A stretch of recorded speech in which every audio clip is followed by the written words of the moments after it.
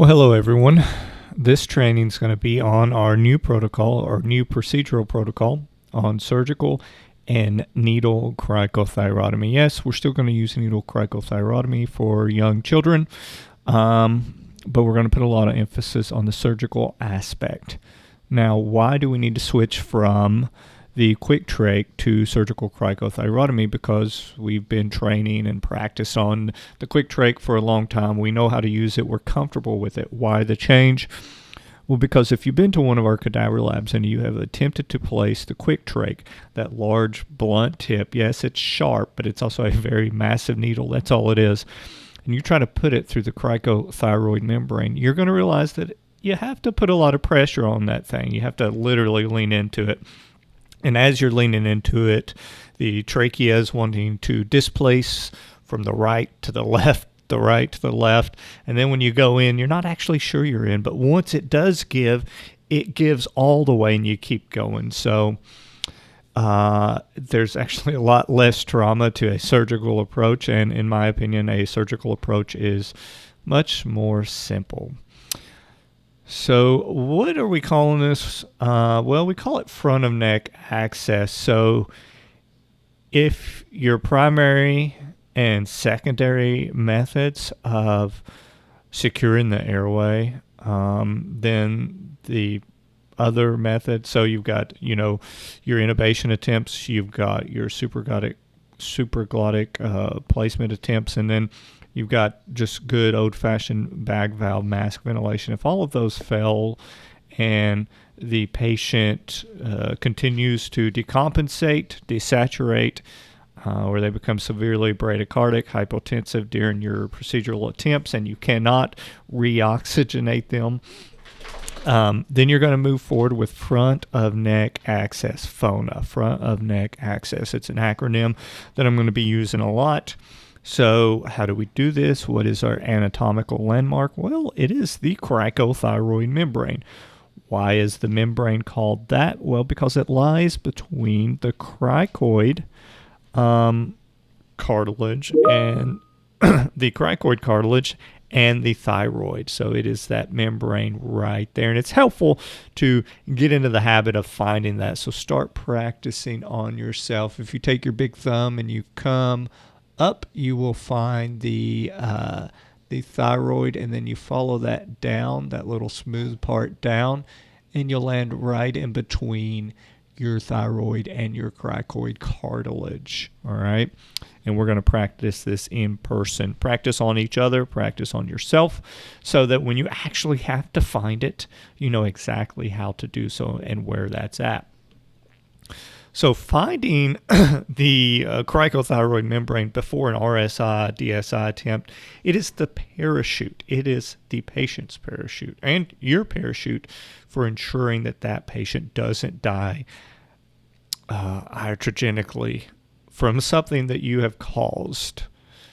So intubation or RSI, DSI, using a paralytic without surgical cric is akin to jumping out of an airplane without a parachute. In fact, cricothyrotomy is your parachute for when you're performing RSI, DSI on a patient.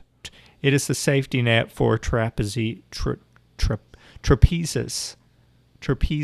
artists, the acrobats, the people that swing from the things, and then they have this big net.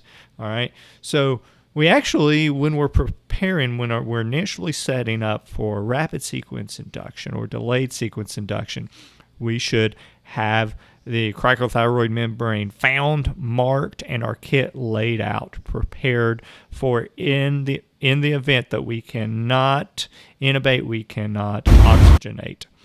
Now, we're going to be going through a very condensed and simplified airway algorithm that is practical, that can be used in real clinical situations and scenarios. When you've got a patient in front of you, when your heart rate's going 160 beats a minute, you don't want to have to be trying to decide which of these algorithms you need to use. And there's a crash airway algorithm. This is the algorithm that helps you decide which algorithm you actually need to be in. This is one deciding, similarly, which algorithm do I need to be in. And then this is a failed airway criteria, which we would say we would go in when we decide that we need to cric someone. But you actually have to go through these other algorithms to decide if you need to cric someone. So it's a very convoluted, very complicated process if we're doing the traditional approach. But they are probably good learning tools. So if you have a patient that is unconscious, unreactive, near death, well, then you would move to the crash airway algorithm, which would have you attempt intubation without RSI or DSI, right? Which we do now, right? So we generally only intubate patients that are crash airways that don't have any or don't have significant masseter or jaw tone, right? So we can get that laryngoscope blade in without that. So we're already doing this, but it would say if you're unable to ventilate with a BVM, then you would paralyze this patient. Failed airway is just basically you are unable to intubate this patient. So let's say it's a difficult airway, the difficult airway algorithm, which is down here, that fails. Then you would move to the failed airway algorithm, and then you would progress. If you're unable to maintain oxygenation, then you would perform cricothyrotomy. And then the difficult airway basically has you doing all the things that you probably should be doing on any patient. But you can see how complicated all of these different airway algorithms can be from the airway course. Now I'm going to give you the bottom line up front, the bluff. This is the too long didn't read version of when you should progress to surgical airway. Let's imagine, for the sake of discussion, that you sedated, you paralyzed a patient. You were unable to get this patient intubated. SpO2 starts dropping. All right. So then you place a supraglottic airway device. The SpO2 continues to drop. All right. So you pull that. You start BVM ventilating. SpO2 continues to drop. At what point do you progress to a surgical airway? Well, it's as simple as this. If you do not have end-tidal CO2 with your best attempts. If you're using a face mask and airway adjuncts and a good seal, if that doesn't work, then you try your backup airway. You try your supraglottic, your eye gels, that doesn't work. You try intubating, that doesn't work. Despite a best attempt, all right, or at least your best two attempts at each of these, if you still don't get end-tidal CO2, then you progress immediately to surgical airway. Now, this doesn't just apply to RSI, DSI situations. It also applies to, let's say you go on scene and you've got a patient that is breathing agonally. They have no masseter tone. They don't have a gag reflex. And you attempt BVM ventilation. SATs don't improve. You don't get end-tidal. You try airway adjuncts. That doesn't work. You try positioning the patient, that doesn't work. You attempt intubation, that doesn't work. You try eye gel, that doesn't work. And the SpO2 continues to drop. You don't get end-tidal. Should you then place a surgical airway? Yes, of course.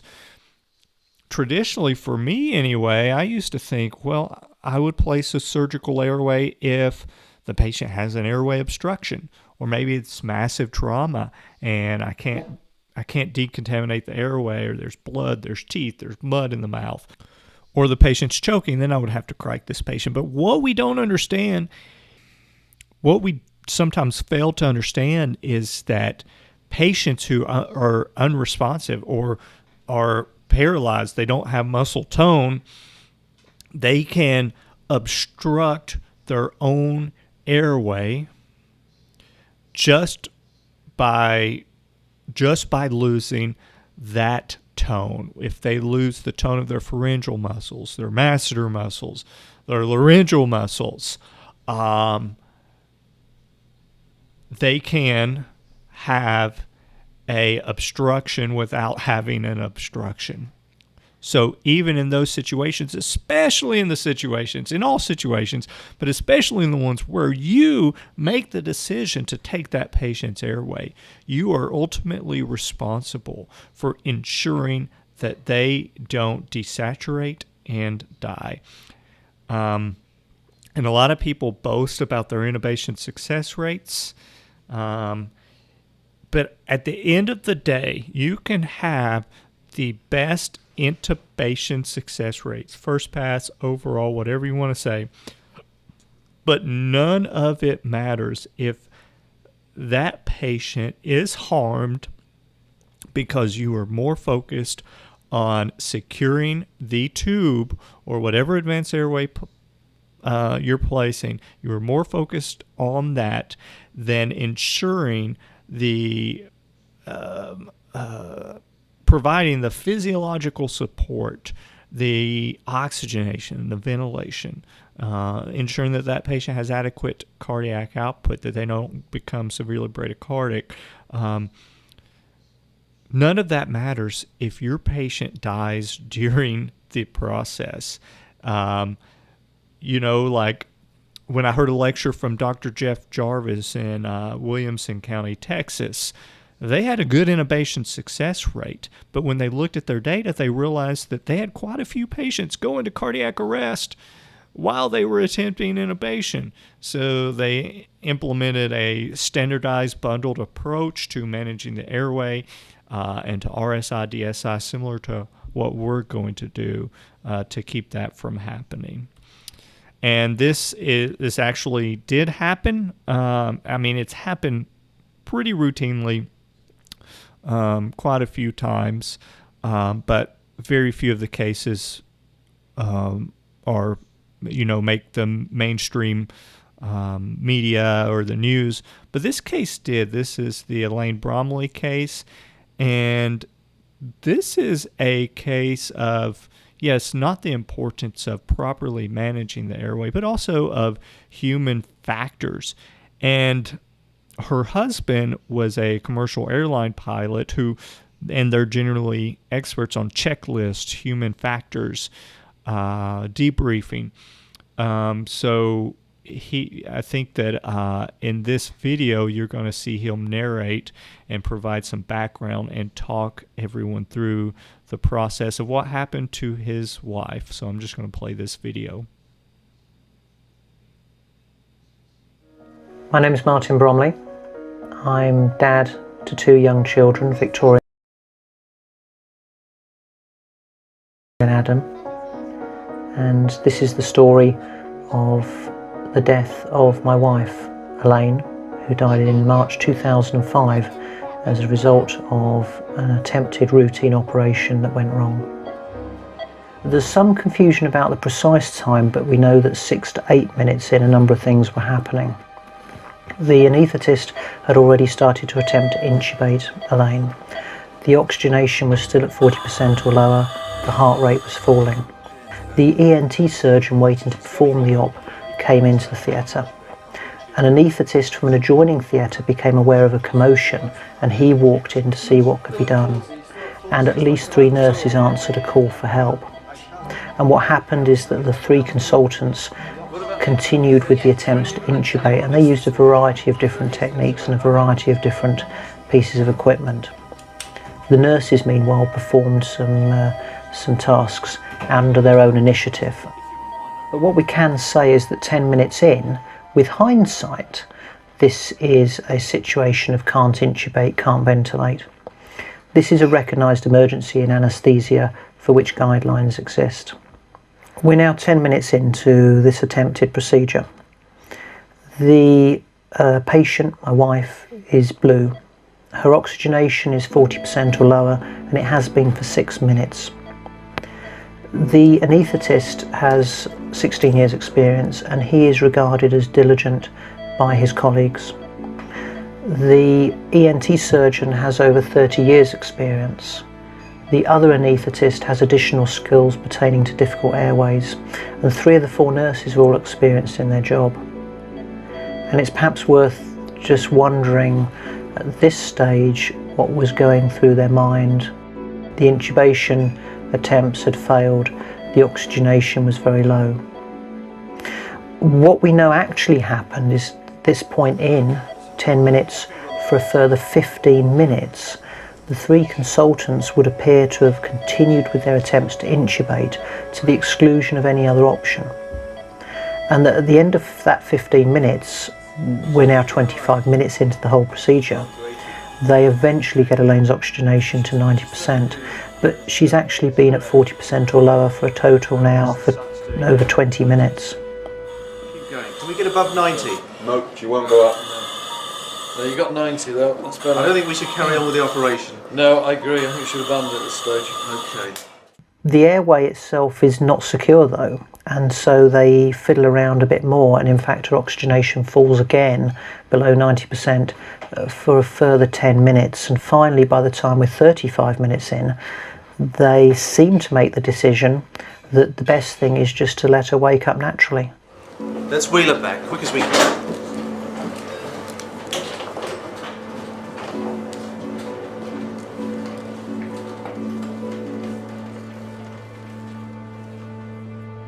And they transfer her to the recovery room.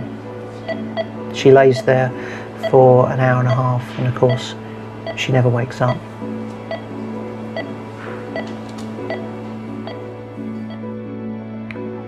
Based on the evidence from the inquest and from Professor Harmer's report, the lead anaesthetist, if I can call him that, in his own words, lost control.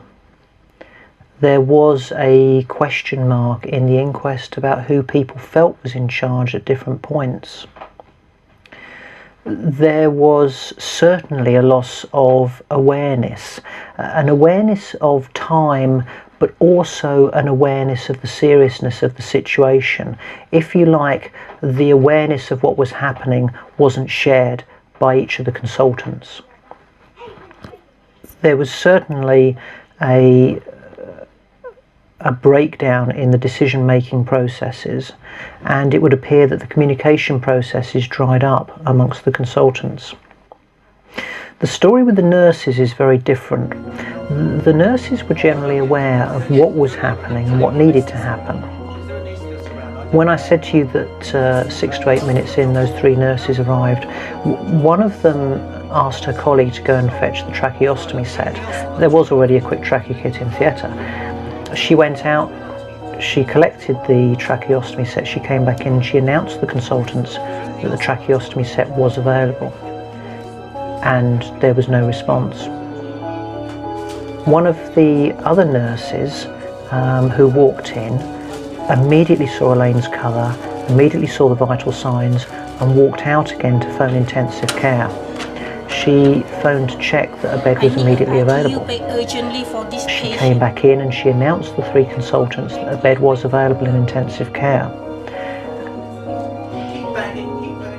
And in her own words, they looked at her as if to say, "What's wrong? You're overreacting." She actually walked out and cancelled that bed.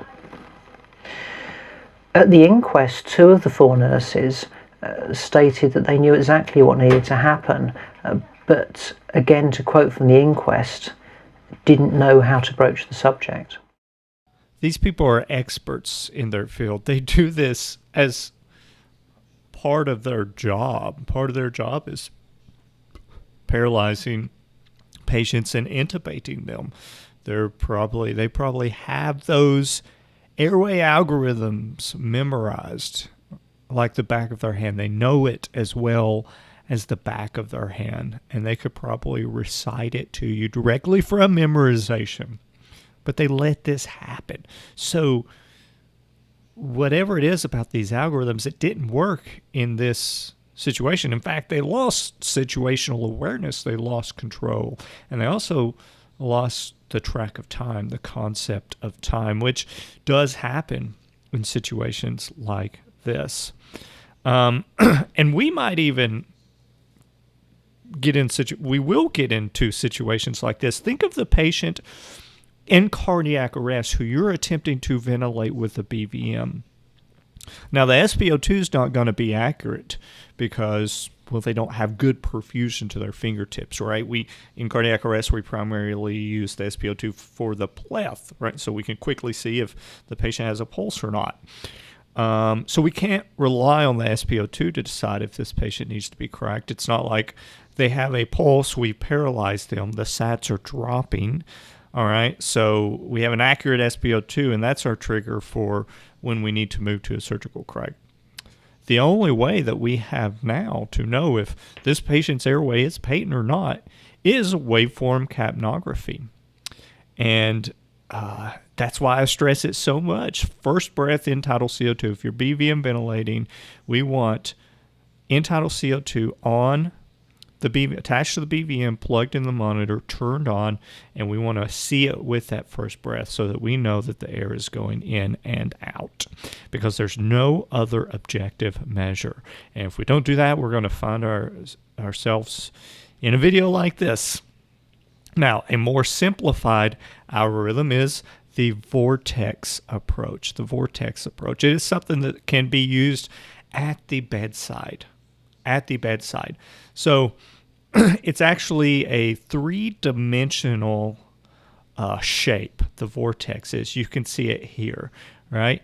And we always want to be in the green zone where the SpO2 is above 90%. In fact, for our protocol, the SpO2 needs to be above 93% to attempt or continue an intubation attempt. Otherwise, we move from the endotracheal tube to supraglottic or BVM ventilation. Now, if you have a maximum of 3 attempts here, 3 attempts here, 3 attempts here, with one of those attempts being performed by the most experienced provider on the scene, at least one of those attempts at each, and despite those, you have no end-tidal, and the SpO2 continues to drop or it's not coming back up, that is your cue to progress to surgical cricothyrotomy. All right? That is your cue. That's all you have to remember. So for each attempt at intubation, BVM ventilation, supraglottic, we're going to perform optimal positioning. What is that? External laryngeal manipulation. Optimal positioning, ear to sternal notch, like this. That's why we have been doing competencies on that. You're going to manipulate the larynx, external laryngeal manipulation. That is not burp. That is not cricoid pressure. And then you're going to troubleshoot your device. You're going to manipulate it. You might change devices. You're going to consider your airway adjuncts. Do we have the appropriate size of airway adjuncts? Is the O2 connected? Do I have a nasal cannula on underneath my BVM? Or do we still have some muscle tone or lack thereof? So maximum 3 attempts at each, with 1 attempt being performed by the most experienced clinician on scene, with doing something different each time if 1 attempt doesn't work, trying something else. So this is what to do when you get to a CICO status. This is can't intubate, can't oxygenate. Some say, well, if I can't intubate, then I'm going to place a supraglottic airway device. Yes, but you can still be in a can't oxygenate situation, right? It's not just can't intubate, but it's can oxygenate with a supraglottic device, can oxygenate with a BVM, because there might be situations where you can't intubate. You can oxygenate with a BVM, right? Even with airway adjuncts. You can oxygenate with an iGel. iGels are not 100%, all right? So you do these unsuccessful attempts. If the SpO2 is less than 92, or you've got a rapidly deteriorating SpO2, that is your cue to prepare your kit, find your anatomy, and get ready for a surgical cricothyrotomy, all right? And that's it. That's all you have to remember. Forget all of those complicated airway algorithms that you're likely going to forget when you get in a CAICO situation. This is it. This is the vortex approach. So, when do you make your fourth and final attempt? Is there some very specific SpO2 at which I have to do this? Or is it inevitable that if the SpO2 begins to drop, that I'm going to have to do that? No, that's why we have these additional attempts. It's not, oh, I can't intubate, let's move to surgical cric. It is 3 attempts at each. Now, at any time, your patient can go from rapidly desaturating to slowing down and then coming back up, right? They could be dropping down to 70%, 60%, and then it slows, which it does. That's called pulse ox lag.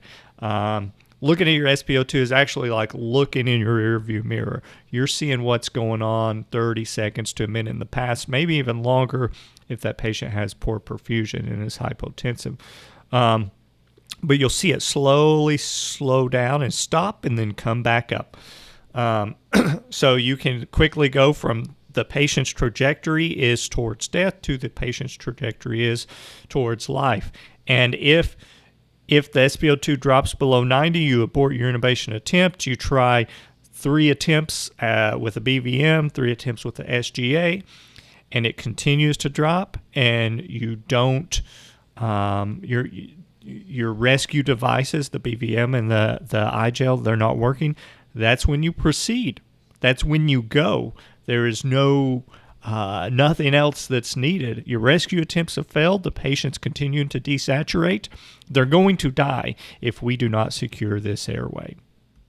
So communication back and forth is extremely important. You can see that there is a lack of communication or a lack of mutual respect from the surgeons, the anesthetists, to the nurses, who clearly, even that one nurse brought out the tracheotomy tray and said, "Here, I've got this out," kind of hint, hint, wink, wink, and nobody listened. So everybody needs to be familiar with the airway vortex, and you need to communicate your airway plan before you even paralyze this patient and attempt to intubate. You need to say, I will try to intubate twice. If no success, I will move to a supraglottic airway. If patient continues to desaturate past SpO2 of 90%, I will cric. That way everyone else knows your plan, and they will help you see that plan through. And in fact, we have a checklist for this. Now, this checklist, I'm not going to go into great detail on this, but it has your emergency plan communication that you're going to communicate to your team. Yeah. And that occurs after your therapeutic prep. You draw up your medications, you perform a medication administration cross-check, and then you explain your plan, outline your plan to the team. And now I'm just going to go over how to set up. Now I'm just going to go over how to set up the control cric. I've got a trainer here. It's really straightforward. So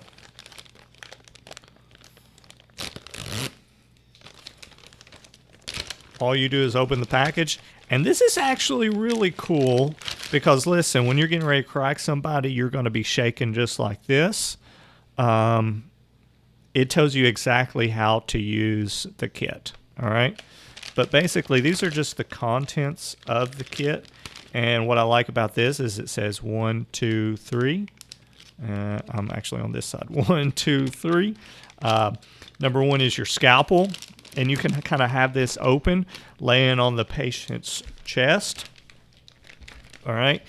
Because what we're going to do for every intubation attempt is we're going to have this out. We're going to have this equipment setting on the patient's chest. Every RSI, DSI attempt, we're going to have this setting on the patient's chest. We're going to have a provider find the cricothyroid membrane, possibly even mark it.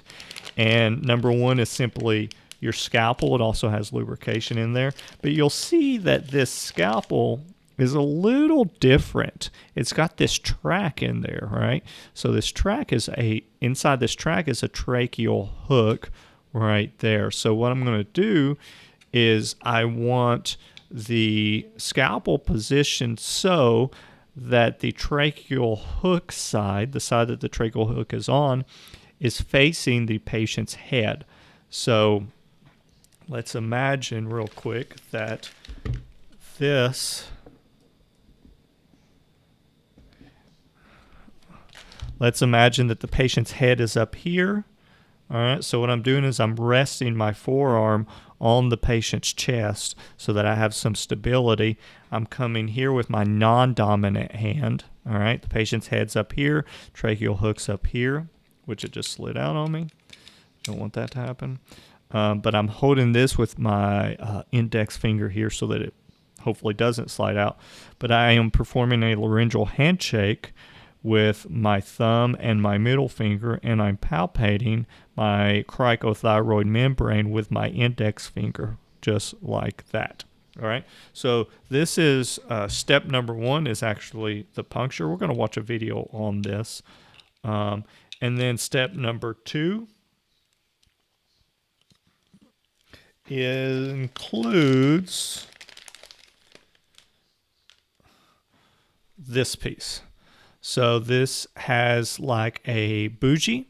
All right, you can see that it's got this coude hyperacute tip on it. So they call this a Cric key. You can see that it's got this bougie looking device going through here, and it's got this really flexible tubing. And then it also comes with a 10 cc syringe so that I can get my air out here. There we go. You saw that balloon deflate some. So I want to disconnect that, and I'll go ahead and preload this. And I'll kind of just show you how this works real quick. So stabilize my dominant hand on the patient's chest. I'm going to perform a laryngeal handshake, find the cricothyroid membrane. I'm going to perform, since this patient does not have a lot of thick neck tissue, perform a single perpendicular jab, and I can widen it out just a little bit, and then I can take this tracheal hook, slide it in, and then pull it out with my other hand, and this is going to stabilize that trachea, all right? Because if I lose, I can even insert my finger here, but if I don't maintain this, and this comes out, and that patient's airways moves, that skin could move from one side to the other, and I've just lost my hole. So I want to keep a hold of my tracheal hook for dear life. And then, of course, this comes with lube, but I'm going to point this towards the feet, curved in towards the feet. Now, when you're actually doing this on a patient, there's going to be blood everywhere. Many people would probably argue that lubrication is not necessary because there's going to be a lot of blood. So you should wear all your PPE. All right, so I maintain integrity. I have kept this hole open, and I'm going to insert towards the feet, and it goes in like so. And then I'm going to pull on this yellow piece here and inflate my balloon just like that, and it should be in. All right, now to secure it, it's got this really neat device that goes behind the neck, and it's probably ideal if you place this before you perform the procedure, have it ready. But you can kind of see how it goes. Now, ideally it would come up, let me see if I can simulate this, from around, secure here, and then secure on the other side. It also has this really neat wedge. If you've ever tried to get a BVM off of an endotracheal tube, you realize that it can sometimes be difficult. So this wedge, instead of pulling on this and risking dislodgement of this tube, you can use this wedge to kind of push the BVM up and off. Okay?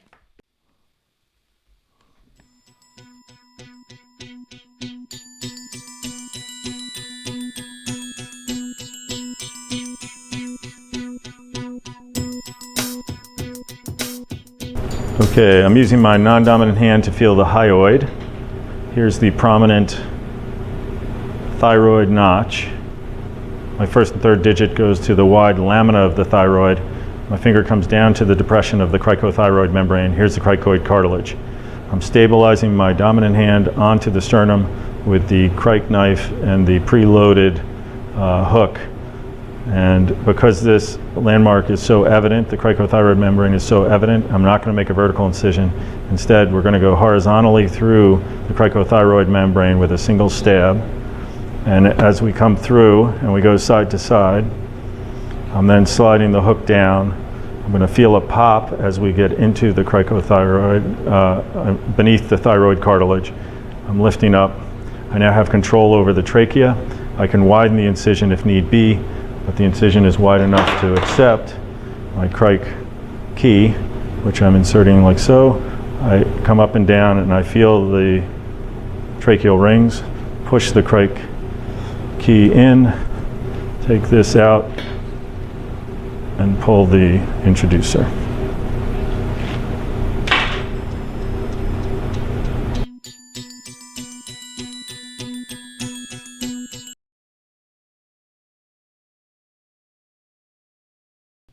Okay, something else that I should have mentioned that I forgot to was that this kit also comes with an elbow, kind of like the elbows that we used to keep for BVM ventilation.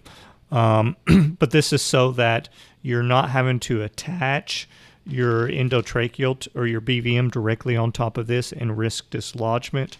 So this has a lot more maneuverability. Okay, now what are we going to do? What are we going to do if this is a kid?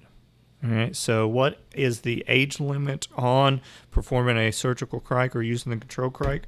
The age is 10. The age is 10.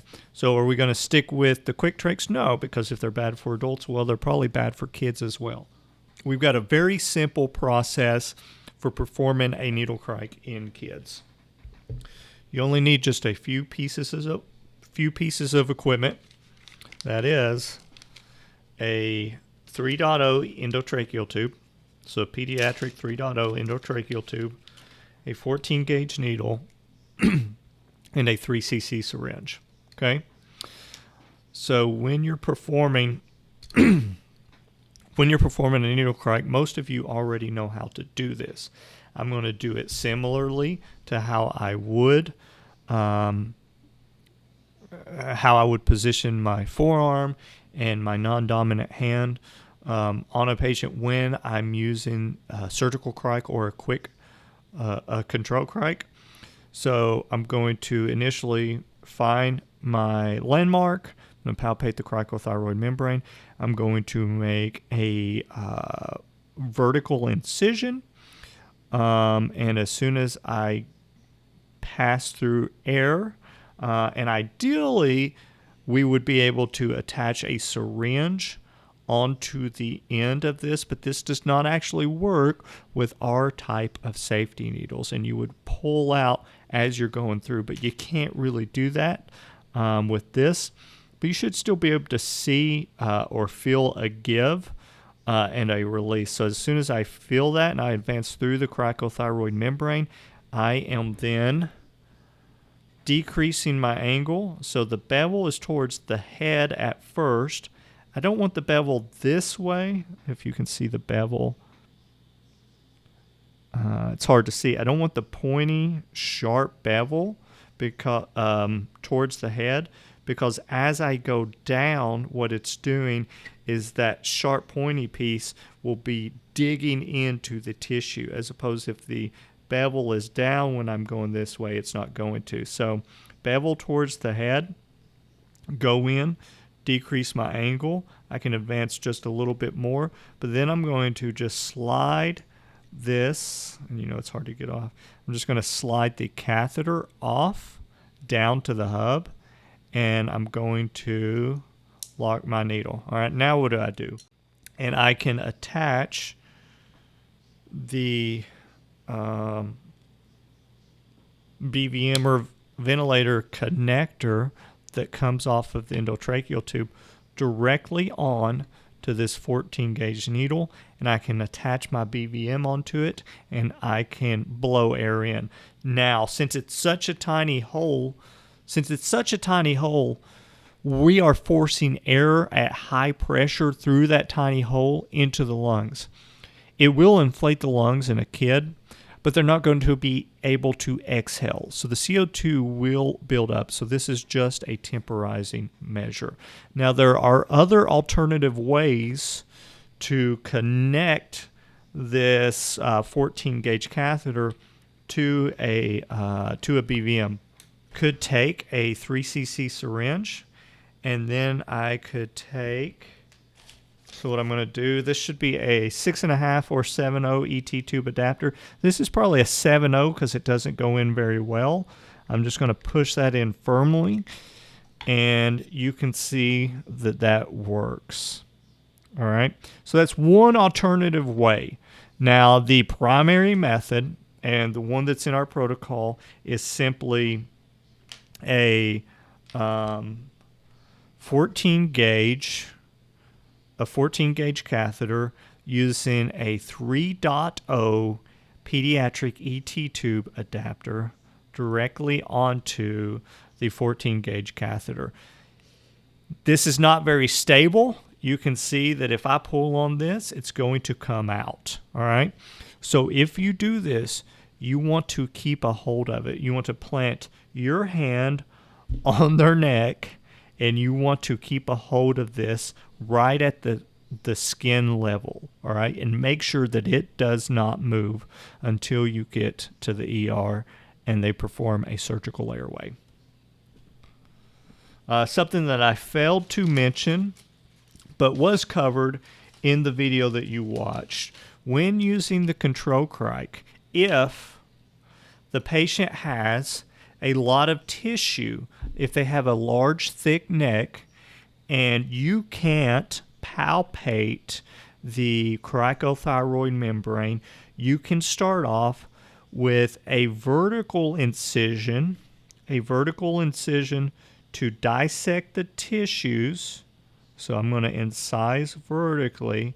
I'm dissecting the tissues this way, and I'm finding that cricothyroid membrane, and then I'm making a horizontal stab, widening it out, inserting my tracheal hook, and then keeping that hook in there until I place the tube, or as they call it, the Cric key. All right. So I hope that this was helpful. We'll get some hands-on practice real soon. And if you have any questions, please let me know. Thanks.